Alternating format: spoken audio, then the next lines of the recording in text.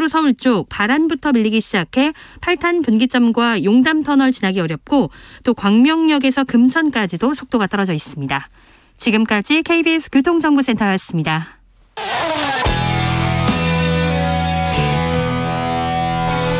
스치기만 해도 똑똑해진다. 드라이브 스루 시사 주진우 라이브.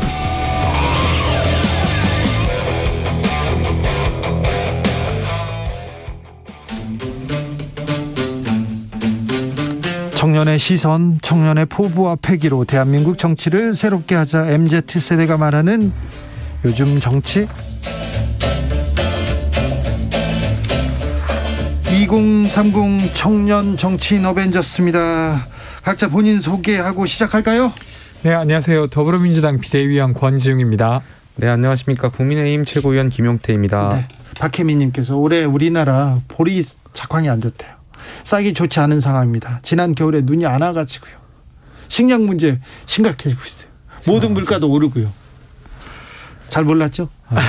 기후변화로 인해서 또 많은 영향도 네. 있고요. 뭐 산불 문제라든지 우크라이나 전쟁 때문에 또 밀도 밀 가격도 올라서 빵값도 올랐답니다. 올해 한 해가 정말 힘든 한 해가 될 것 같습니다. 민생에 대해서 어찌 돌아가는지 잘 좀 살펴보고 네. 있다가 크게 외쳐주십시오. 네. 요즘은 어떻게 지냅니까? 권지웅 위원은 엄청 바쁘시죠?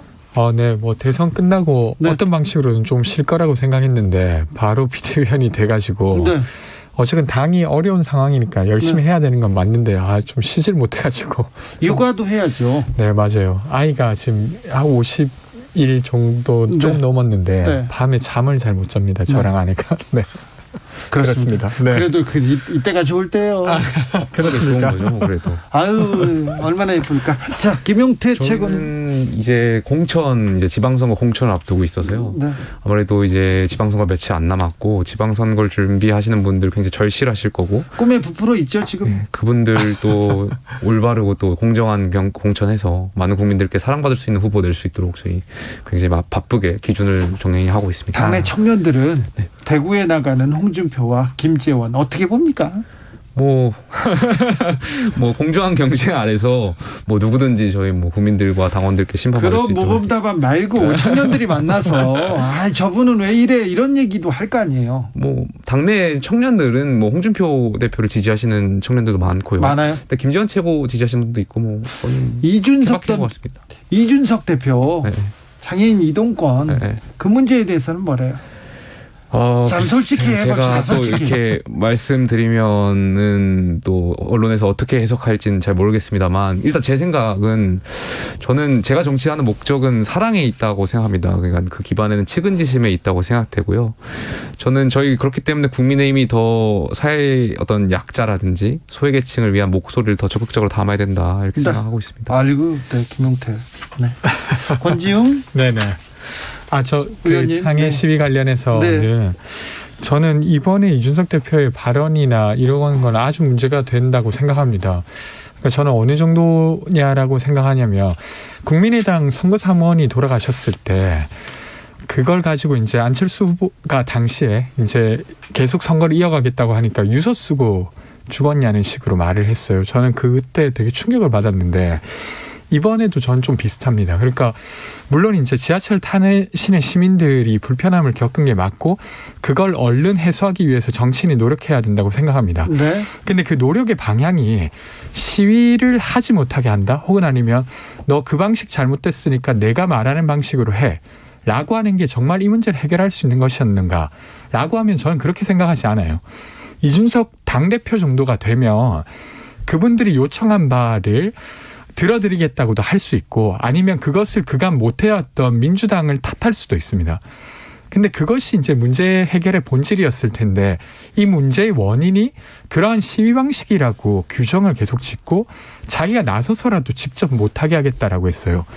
근데 그렇게 되니까 사람들이 그 시위가 어떻게 진행됐는지를 찾아보기 시작한 거예요. 근데 시위가 이렇게 진행됐어요. 장애인분들이 한 곳에 모여서 어떤 한 출입문으로 타는 겁니다. 그러니까 거기서 멈춰서게 하는 게 아니라 타는 데 시간이 걸리는 거예요. 그러다 보니까 지연되고 플랫폼 사이에 간격이 넓은 데는 바퀴가 빠지기도 하니까 더 오래 걸리고 그렇지 않을 때는 그냥 타는 정도의 시간 정도가 걸렸던 겁니다. 그러니까 그 시위 자체가 불법이라고 하기도 좀 애매한 것이라는 걸 알게 되고 그 사람들이 뭘 요구했는지도 알게 되었죠. 그래서 저는 사실 그분들의 요구가 2005년도에 우리가 법으로 만든 권리, 이동권이라고 하는 권리가 침해되어서 그분들이 이야기한 그 부분에 있어서 그 시위가 잘못되어서 문제가 생겼다라고 했던 거 사실은 저는 아주 부적절했다고 저는 봅니다. 이번에 그 전장현 시위 관련해서 저는 이렇게 생각합니다. 뭐 전장현의 목소리 이렇게 한번 생각해 보고 싶은데요. 제가 물론 장애인이 아니기 때문에 뭐 그분들을 100% 공감할 수는 없지만 장애인에게 있어서 이동권은 정말 죽느냐 사느냐의 문제라고 생각되고요. 생존의 문제라고 생각됩니다. 저 그분들이 왜 그렇게 많은 시민들에게 불편을 유발하면서까지 그렇게 시위 방식을 선택하게 된 배경이 있을 거라 생각되고요. 저희 사회가 조금 더 성숙하고 또 선진국으로 나가는 데 있어서는 그런 불편함도 용인되어야 된다고 생각합니다. 물론 또한 저는 그런 차별받는 사람들을 향해서 왜 이렇게 비합리적이냐라고 말하는 것은 저는 글쎄요. 저는 아니라고 생각되고요. 네. 물론 저는 다수가 당연히 소수보다 합리적일 수 있다고 생각됩니다. 그렇지만 물론 우리 사회가 우리 질서가 다 다수를 위해서 짜여져 있기 때문에 그럼에도 불구하고 우리 정치는 소수의 목소리를 더 담아야 된다고 생각하고요. 그런 관점에서 이해해 주시면 좋겠고 저희 대표께서 했던 발언은 그 시위 방식에 있어서 이제 많은 시민들께서 불편함을 감수하셨고 많은 뭐 실제적으로 짜증을 느끼시는 시민들도 다수의 시민들 계셨을 많아요. 겁니다. 많이 예. 있습니다. 근데 누구나 한 번쯤 공론화를 시키고 싶었고 누구나 말을 공개적으로 하고 싶었던 것인데 사실 말하지 못했던 것이죠. 근데 당 대표가 어떤 그런 발언을 공론화했던 관점에서 좀 바라봐 주시면 좋겠고요. 그 이상 그 이하 해석할 문제는 아니라고 생각합니다. 장애인 단체 시위가 정치적 의도가 있다. 오세훈 시장이 들어서자마자 지속적으로 시위한다. 이 부분은 어떻게 보십니까? 글쎄요, 뭐 장애인 단체들의 시위는 계속해서 저는 있었다고 생각되고요. 그렇게 생각합니다. 네, 알겠습니다. 네, 김영태 최고위원. 아무튼 소수의 목소리를 듣는 거에 대해서도 많은 좀 고민을 해주십시오. 장애인 이동권에 대해서 두 젊은 정치인은 어떤 대안을 생각하고 있는지도 궁금하다는 7925님의 목소리가 있었습니다. 그러니까 좀 고민해 주십시오. 예. 자, 김영태 최고위원님. 예. 네. 저한테 또 어떤 질문을? 네. 어떤 질문이 아니라, 네. 어떤 얘기 하고 싶으세요? 뭐 질문을 해주시죠. 김정숙 여사 공식 행사의 의상이 네네. 에 대해서 문제가 있습니까? 저는 문제가 있다고 보십니까? 우리 법원이 이미 청와대 비서실의 특활비라든지 아니면 영부인의 어떤 의전 비용에 대해서 공개하라고 판결한 바가 있고요. 저는 여기에 대해서 청와대가 이행해야 된다고 생각합니다. 그리고 오늘 청와대에서 답변이 있었는데 예. 저는 본질을 피해가는 답변이라고 생각합니다. 많은 국민들께서 영부인의 어떤 의혹에 대해서 알 권리가 있는데 청와대가 본질을 자꾸 피해가면서 알맹이만 쏙 빼놓고 대답하는 것이 저는 오히려 국민 분노만 더 사고 있다 이렇게 생각합니다. 지금 근데 김정숙 여사가 뭘 잘못한 부분이 있습니까? 그러니까 그런 의혹들 어떤 영부인의 사치라든지 이런 거에 대해서 특활비로 집행했느냐 안 했느냐가 많은 국민들이 궁금해하는데 청와대는 이제 그런 적이 없다고 하는데 저는 이런 문제가 당당하면 내역을 공개하면 된다라고 생각합니다. 저는 그 이 기사가 나왔길래 이제 봤는데 그래서 근거가 뭔지를 계속 찾아보려고 했어요. 그러니까 그렇게 주장하는 근거가 있기 때문일 텐데 도무지 그 근거가 뭔지를 모르겠어요. 그러니까 그 옷처럼 보인다. 뭐 되게 비싼 옷처럼 보인다 아니면 브로치가 아주 비싼 것처럼 보인다라고 하는데 그게 사실이 아니다라고 그 기사에도 같이 나와 있거든요. 2억짜리 브로치는 아니죠. 그러면 예를 들면 이런 겁니다. 지금 이제 대선이 치러졌고 그리고 이제 정권이 이양되고 있는 시기에 굳이 그 전 정부의 어떤 또 도덕적으로 별로 좋지 않다는 이야기를 막 하는데 저는 근거가 있다면 당연히 이야기할 수 있는 부분이라고 생각됩니다. 근데 그냥 이야기해보고 아닌 말고 식으로 또 이야기를 하는 것처럼 보여진단 말이죠. 근데 그게 아니라면 저는 충분히 타당히 문제 제기할 수 있는 거라고 생각합니다. 근데 그 내용이 전혀 안 보이는 상태에서 그러니까 그런 의혹이 있다 이렇게 말씀을 하시니까 그러니까 영부인께서 입고 다니셨던 옷이라든지 이런 브랜드가 굉장히 고가였다는 이야기들 많고 그런 의혹들이 많지 않습니까?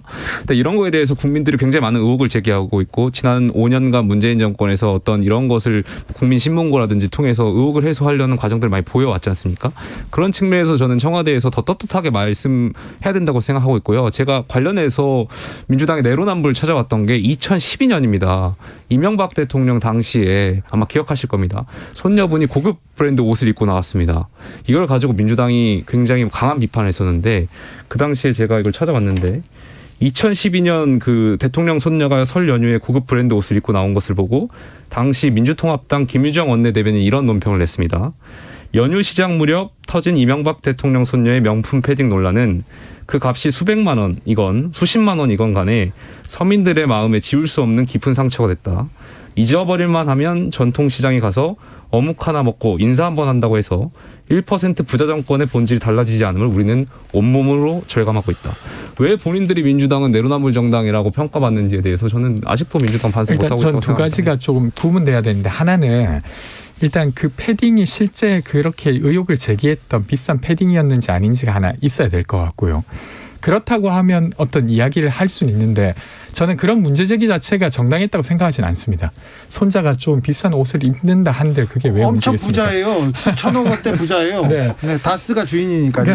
근데 이제 반대로 지금 이제 옷을 입었다는 의혹이라고 나와 있는데 제가 기사를 찾아보니까 그게 아니라고 같이 기사에 달려 있어요. 그럼 뭘 근거로 지금 그런 의혹이 있다라고 말하시는지가 이제 궁금한 겁니다. 그러니까 제가. 브로치뿐만이 아니라 네. 영부인께서 입고 있는 그런 의상들 자체가 많은 네. 국민들께서 고가인 것으로 알고 계시잖아요. 그러니까 이런 의혹들 계속 불거지고 있고 저는 물론 말씀하신 대로 영부인께서 비싼 옷을 입는 것이 비난의 대상이 된다고 생각하지 않습니다.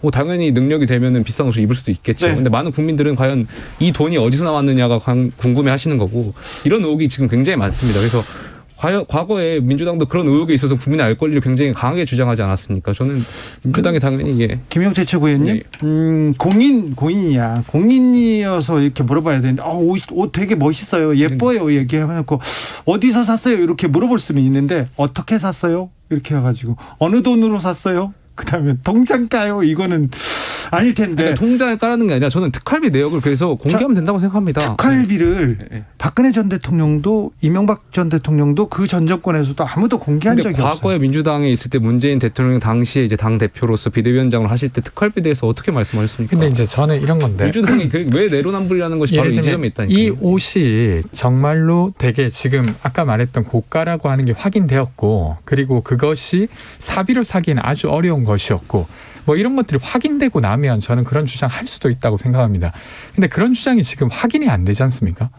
아까 말한 거 그런 의혹이 있다고는 이야기하셨지만 실제로 정말로 지금 여사가 사비로 사기 어려울 만큼의 어떤 돈으로 산 옷이 있다고 확인되지 않은 상태에서 특활비를 까라고 하는 게 네. 저는 좀 부적절하다. 저도 지금 특별활동비로 2만 원이라도 그 브로치를 산 2만 원이라도 특별활동비가 들어갔다면 이거는 정말 비판받아야 될 일인데 특별활동비가 지금 옷과의 그 연관관계는 아직은 없습니다. 그런데 애초에 시민단체가 공론화한 게 뭐였냐면 특별활동비를 폐지하자 공개해라 이런 얘기가 있었고 옷 문제는 나중에 나와서 이게 두 개가 이게 지금 그 맞붙어 가지고 그 이슈가 커진 거죠. 김용태 최고위원 여기까지는 보죠. 예.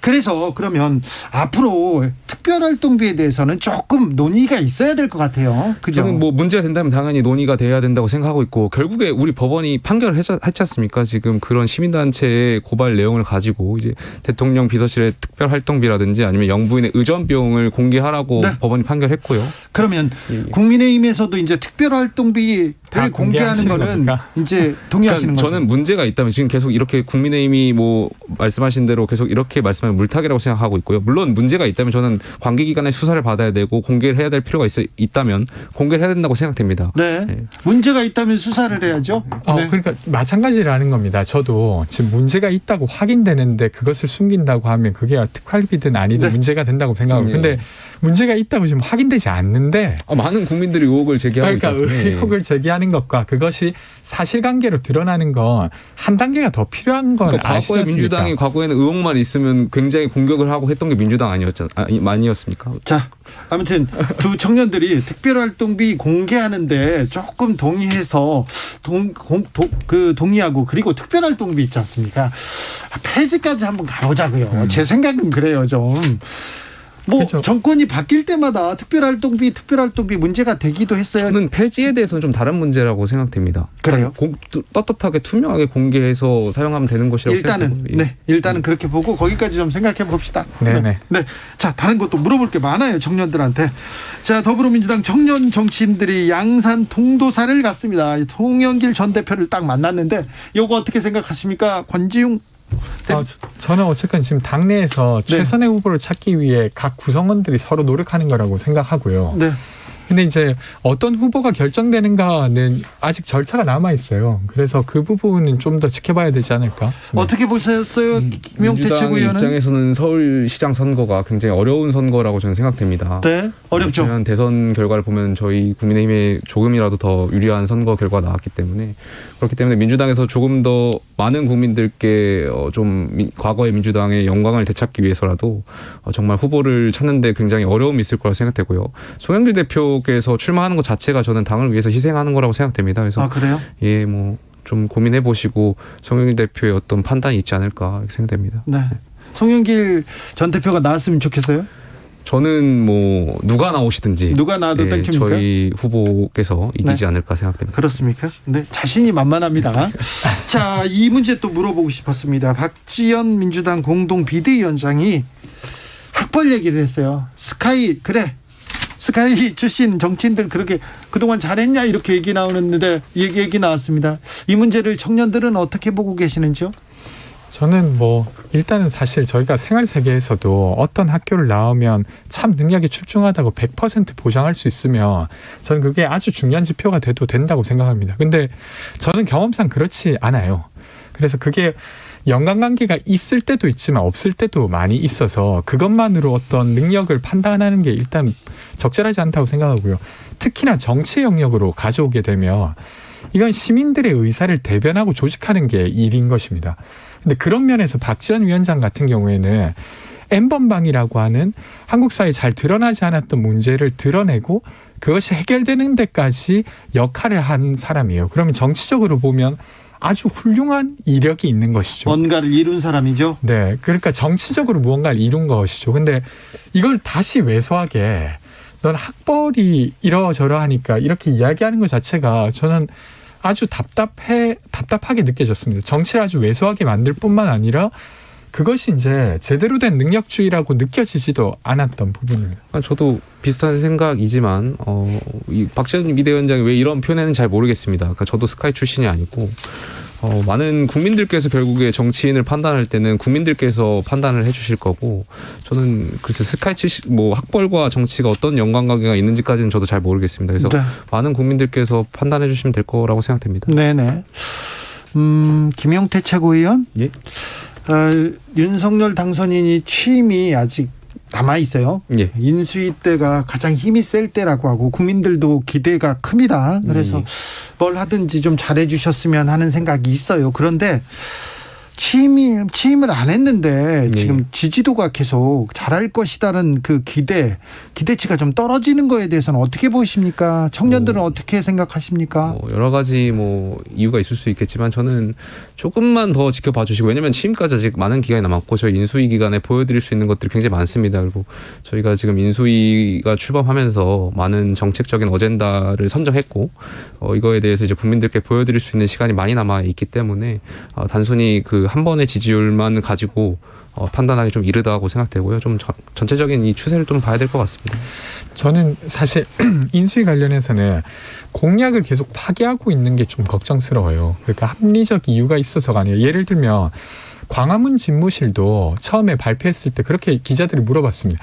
광화문 괜찮겠냐? 왜냐하면 문재인 정부가 좀 어렵다고 결정한 이유가 있었기 때문에. 근데 윤석열 당선인이 계속 말했어요. 전문가들이랑 다 이야기해봤다. 여러 번 검토해봤다. 이렇게 말했어요. 근데 당선되자마자 10일이 채 안 돼서 알아보니까 거기에 집무실을 설치하면 시민들에게 재앙이더라. 그래서 그때 검토가 좀 잘못됐네라고 바로 뒤집었어요. 공약을 파기한 것이죠. 그리고 또 하나 더는 예를 들면 병사 월급 200만 원을 즉시 시행하겠다고 이야기를 했습니다. 근데 거기에 대한 이야기 지금 거의 없어요. 인수위 차원에서는 아예 이 공약 자체가 좀 하면 안 되는 공약이다라고 이야기가 나오는 상태가 됐어요. 그래서 이런 것들이 좀 우려스럽다. 공약이 잘못됐으면 뒤로 후퇴하는 것도 방법이지 않습니까? 그렇죠. 근데 이제 이런 거예요.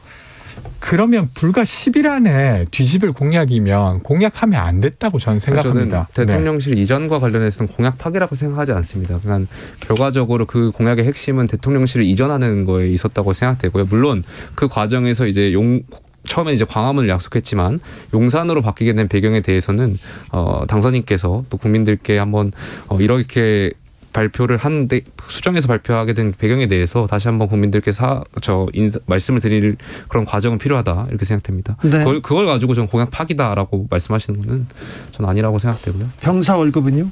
병사 월급도 뭐 그거 관련해서도 뭐 그 조속히 시행하는 것 관련해서는 좀 검토를 해가지고 왜 당장 조속히 시행되지 못하는지에 대해서도 한번 국민들께 말씀드리고 그것도 당장 파기라고 생각하진 않고요. 점진적으로 올려갈 것인 거니까요. 근데 제가 왜 이걸 이야기 드리냐면 원래 이제 이재명 후보가 병사 월급 200만 원을 2027년까지 하겠다고 발표했었어요. 그리고 나서 한 17일 있다가 윤석열 후보가 똑같은 공약을 냈기 때문에 많은 기자들이 물어봤죠. 뭐가 다르냐. 그러니까 제가 그때 이제 이야기했던 게 이런 거예요. 취임 즉시 하겠다. 그럼 어떤 검토가 있었겠죠. 그 근거가 있으니까 했을 텐데. 네. 근데 취임되고 나니까 말이 달라진 거예요. 네. 다른 요건은 없었습니다. 그냥 취임된 이후라는 거 말고는. 근데 이런 부분은 사실은 후퇴시킨 거죠. 네. 자, 지방선거 엄청 큰 선거가 있습니다. 민주당 비대위에서는 민주당에서는 윤석열 당선인 말고 네. 민주당은 뭘 잘할 건데요? 뭘 어떻게 할 건데요? 그런 얘기 해야 될 거 아닙니까? 네, 일단은 저희가 선거에 지긴 했으나 대선 과정에서 약속한 바를 지키는 게 좀 저희의 의무인 것 같습니다. 그래서 기본 소상공인 손실보상과 관련해서 새로운 정부가 하게 될 경우 아주 적극적으로 지원하겠다고 일단 이야기 드리고 싶고 네. 나머지도 약속한 것들을 입법 과제로 최대한 이행해 보도록 하겠습니다. 알겠습니다. 네, 민주당한테도 네. 민주당이 어떻게 하는 건지도 잘 지켜보겠습니다. 네. 요즘 정치 만나봤습니다. 권지웅, 김용태, 권지웅 두 분 감사합니다. 감사합니다. 고맙습니다. 주진우 라이브는 여기서 인사드리겠습니다. 오늘 돌발 퀴즈의 정답은 루블화였습니다. 루블화. 저는 내일 오후 5시 5분에 돌아오겠습니다. 지금까지 주진우였습니다.